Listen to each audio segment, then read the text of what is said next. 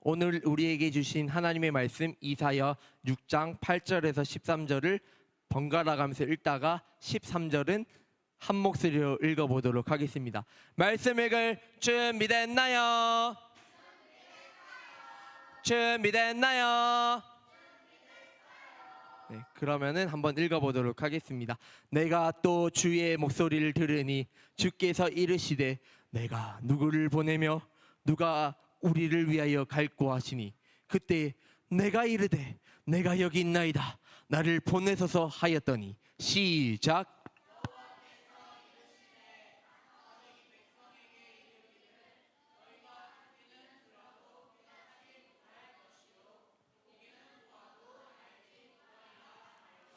이 백성의 마음을 둔하게 하며 그들의 귀가 막히고 그들의 눈이 감기게 하라.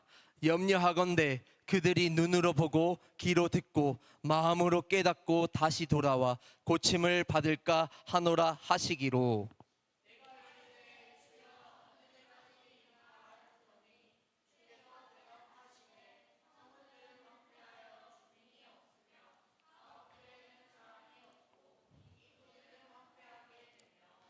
여호와께서 사람들을 멀리 옮기셔서 이 땅 가운데 황폐한 곳이 많을 때까지니라.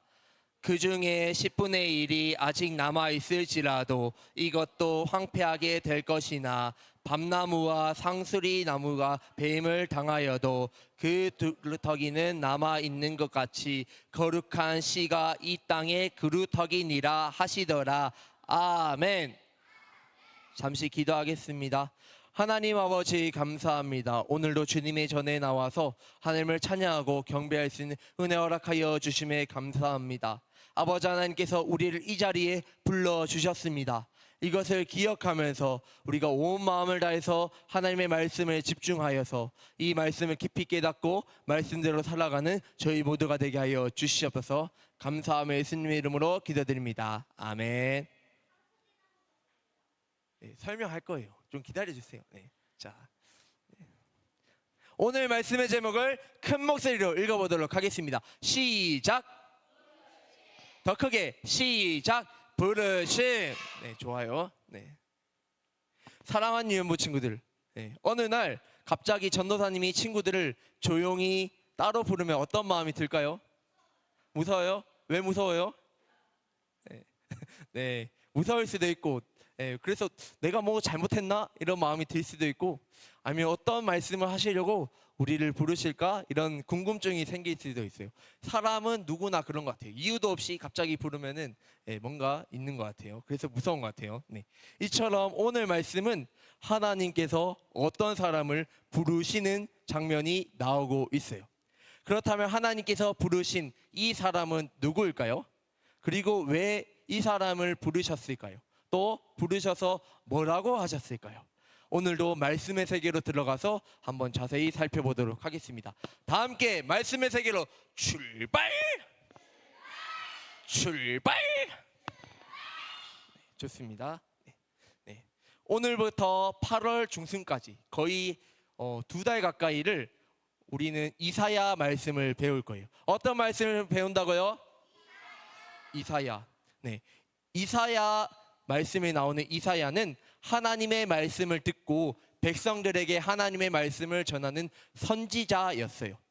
이사야가 어떤 사람이었다고요? 선지자였어요. 그러면은 이사야가 처음부터 선지자였을까요? 아니었어요. 하나님께서 직접 이사야를 부르셔서 그때부터 선지자가 되었어요. 오늘 말씀이 딱 그 부르시는 그 첫 장면이에요. 이사야가 살던 시대에는 나라가 둘로 나뉘어졌어요. 어성맥했던 친구들, 이 나라가 왜 둘로 나뉘어졌었죠? 벌써 까먹었어요? 그러면 뭐 때문에 나눠졌어요, 나라가? 네, 까먹은 것 같아요. 네, 이 이스라엘이 하나님의 말씀에 불순종해서 또 하나님을 섬기지 않고 우상을 섬겨서 솔로몬의 아들 때에 이 나라가 둘로 나뉘어졌죠. 그래서 위쪽은 북이스라엘, 남쪽은 남유다로 나뉘어졌었어요. 네. 그리고 오늘 살펴볼 이사야가 사는 지역은 이 남유다 지역이었어요. 남유다 지역. 남유다의 이 당시에는 우시야 왕이라는 왕이 있었어요. 어떤 왕이라고요? 우시야. 네, 맞아요. 우시야. 네. 우시야라는 왕은 네, 맞아요. 우시야 이렇게 외우면 돼요. 네, 네, 좀 유치하지만 이렇게 외우면 잘 외워져요. 네, 우시야는요 깜짝 놀라지 마세요. 무려 52년 동안 몇 년 동안? 52년 동안 나라를 이끌었어요. 나라를 굉장히 잘 다스려서 부축감이 없었어요. 처음에는 하나님을 누구보다 잘 섬겼는데 우시야도요 나이가 드니까 교만이 생겼어요. 네. 우시야가 겸손하게 하나님을 잘 섬겼을 때는 나라가 잘 살고 다른 나라도 못 쳐들어왔는데 이제 그러니까 이제 교만한 마음이 들었어요. 그래서 자기 힘을 의지했고요. 결국 하나님께 불순종했어요. 그 결과 어떻게 되었냐면요. 오른쪽에 보이는 그림처럼 나병이 걸렸어요. 나병이 걸려서 살이 조금씩 썩고 그렇게 해서 죽어가는 그 무서운 병에 걸려버렸어요. 어떤 병에 걸렸다고요? 나병에 걸렸어요. 그러다가 우시야가 결국 죽자 사람들이 불안했어요.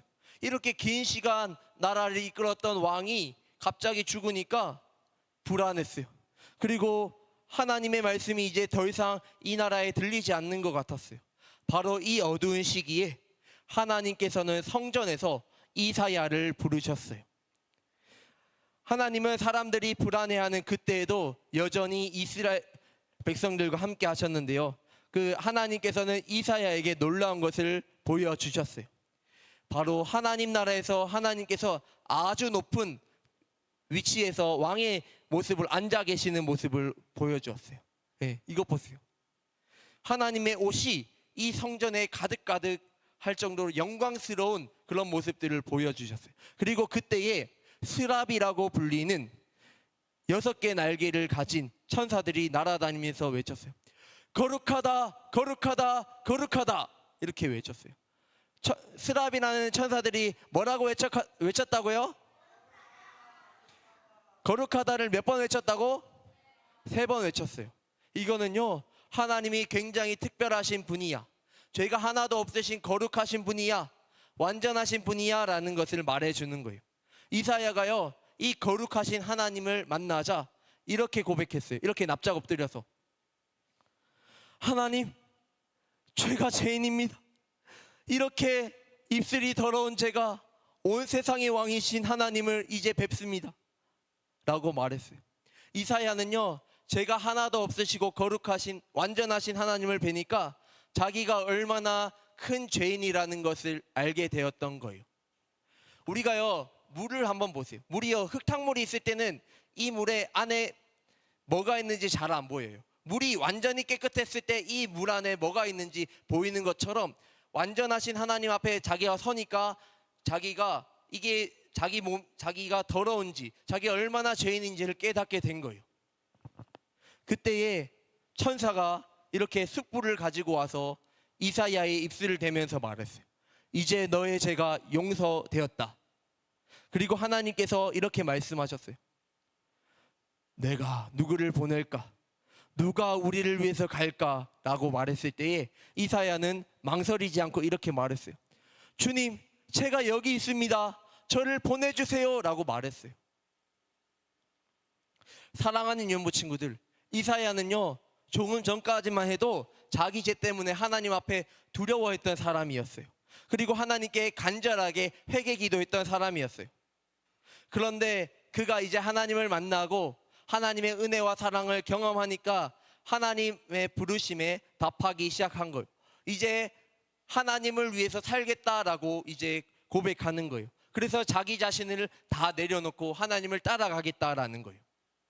그런데요 하나님께서는 이사야에게 놀라운 말씀을 하나 하셨어요. 그런데 내가 너를 보내도 네가 아무리 열심히 내 말을 전해도 사람들을 듣지 않을 거야. 그들은 마음이 굳고 귀를 다 막고 눈을 감을 거야. 왜냐하면 내가 그렇게 만들 거야. 왜냐? 내가 그들을 심판해야 하니까 그렇게 할 거야 라고 말했어요. 하나님은 이사야 보내시는데 왜 이렇게 말씀하셨을까요? 이사야가 말할 때 그 사람들이 회개하고 돌아오면 좋잖아요. 근데 왜 하나님께서는 이사야를 보내놓고 이사야가 하게 만드셨을까요? 왜 그렇게 했을까? 그거는요, 하나님의 뜻에 의해서 이 이스라엘을 심판해야 되기 때문이요. 그리고요, 결과가 뻔해도요, 하나님이 이사야에게 원하시는 건 순종이에요. 이 그림에 나오는 것처럼 하나님께서 오르막길로 가자 해도 우리는 오르막길로 가야 되는 거예요. 지름길이 보여도 지름길로 가는 것이 아니라 하나님으로 믿고 따라가는 것이, 우리가 계산하지 않고 온전히 순종하는 것이 믿음이에요. 하나님은 이사야에게 이렇게 믿음으로 이렇게 살아가기를 원하셨어요. 우리 사랑하는 연부 친구들도 꼭 이것을 기억했으면 좋겠어요. 하나님께서 저와 우리 친구들에게 원하시는 것은 뭔가 대단한 결과가 아니에요. 하나님께서 원하시는 것은 온전한 순종이에요. 하나님께서 원하시는 게 뭐라고요? 순종이에요. 우리가요, 돈을 많이 벌고 세상에서 성공하는 게 더 중요한 것이 아니라, 하나님께서는 그런 것을 원하는 것이 아니라 우리가 온전히 하나님의 말씀을 믿고 따라가는 것을 더 원하시는 거예요. 그러나 이사야는 이 부르심이, 이렇게 순종하는 것이 얼마나 힘들고 어려운 일인지도 또 너무 알고 있었어요. 그래서 하나님께 이사야는 이 일을 언제까지 해야 하냐고 물어보았어요. 우리가 12절을 한 목소리로 읽어보도록 하겠습니다. 시작. 여호와께서 사람들을 멀리 옮기셔서 이 땅 가운데에 황폐한 곳이 많을 때까지니라. 아멘. 하나님은요, 이 도시가요, 완전히 망할 때까지, 집도 없는 상태가 돼서 사람들이 이 집에 사는 사람이 하나도 없을 때까지, 이 땅이 다 망가지고 이제 농사를 못 지을 정도가 될 때까지 하나님의 말씀을 전하라고 이사야에게 말씀하셨어요. 다시 말해서요, 너가 상황과 조건을 따지지 말고 끝까지 하나님의 말씀을 전하라는 거예요.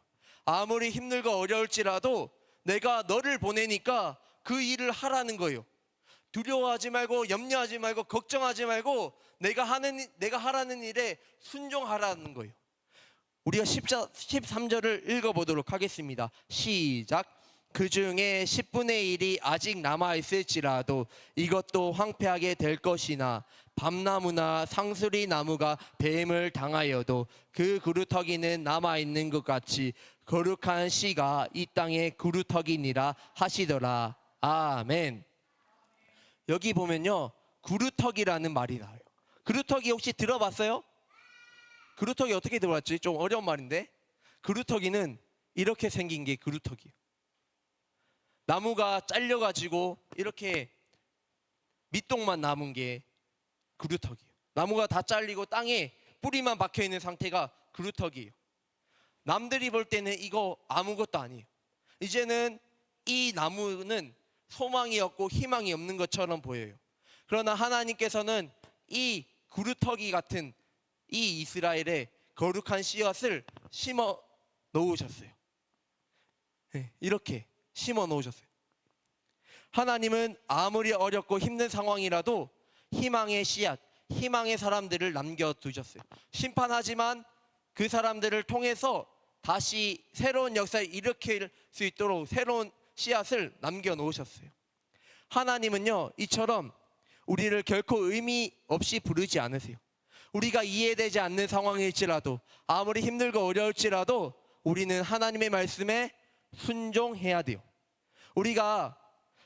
하나님은 우리를 통해서 하나님의 일을 진행시켜 나가세요. 마지막으로 이제 말씀을 마칠 텐데 전도사님의 이야기를 하고 마치도록 하겠습니다. 우리 친구들도 그렇고 우리 선생님들도 아시는 분은 아시겠지만 전도사님의 아버지는 목사님이에요. 지금도 대구에서 사역하고 계세요.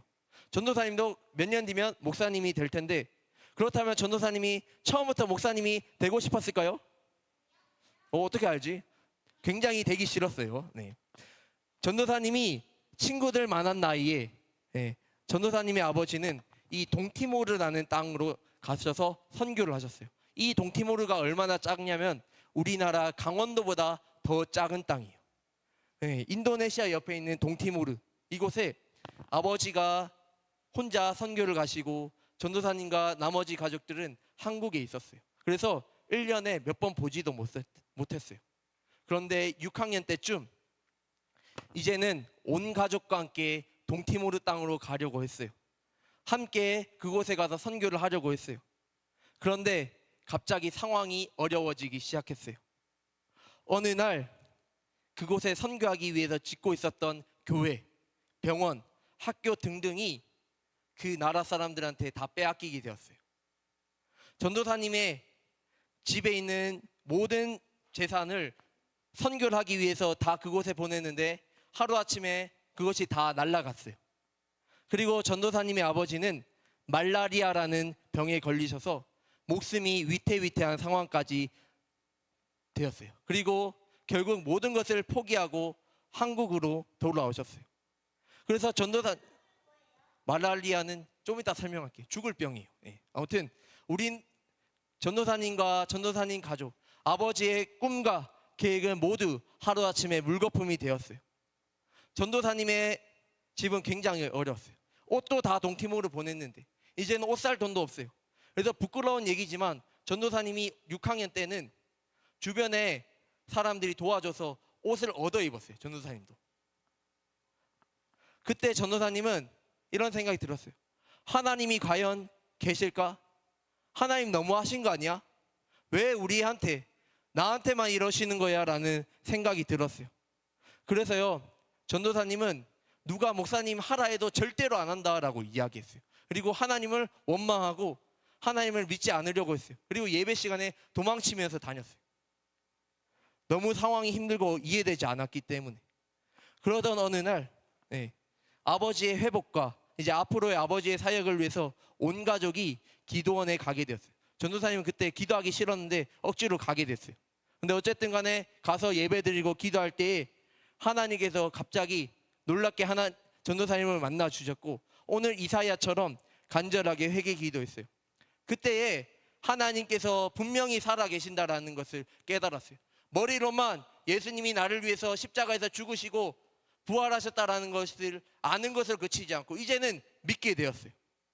그리고 몇 달 뒤에 주일날 전도사님이 예배를 위해서 준비하고 있었는데 기도하면서 준비하고 있었는데 그때에 하나님께서 전도사님을 말씀을 전하는 자로 불러주셨어요. 그때 전도사님은 피하고 싶어서 뭐가요? 라고 그렇게 기도를 했지만 하나님께서는 다시 뜨거운 마음을 주셔서 순종하기로 했어요. 아멘하고 순종하기로 했어요.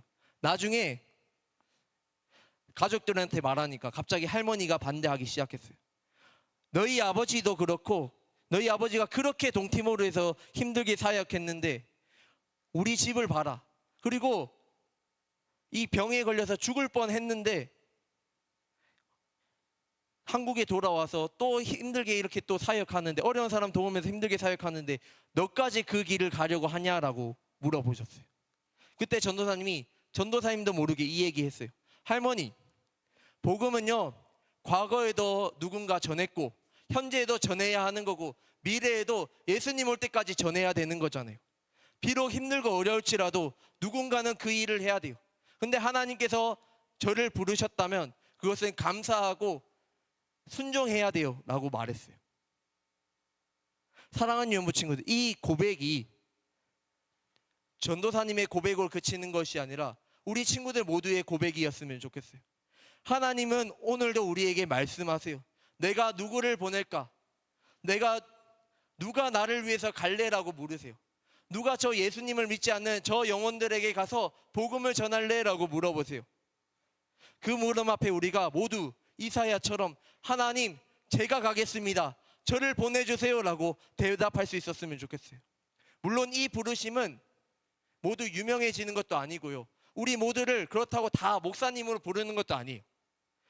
하나님은 우리 각자에게 맞게끔 다양한 일을 맡겨주셨어요. 각자에게 맞는 역할을 주셨어요. 그 일을 잘할 수 있도록 때로는 힘을 주시고 능력을 주시고 여건을 또 재능을 주셨어요.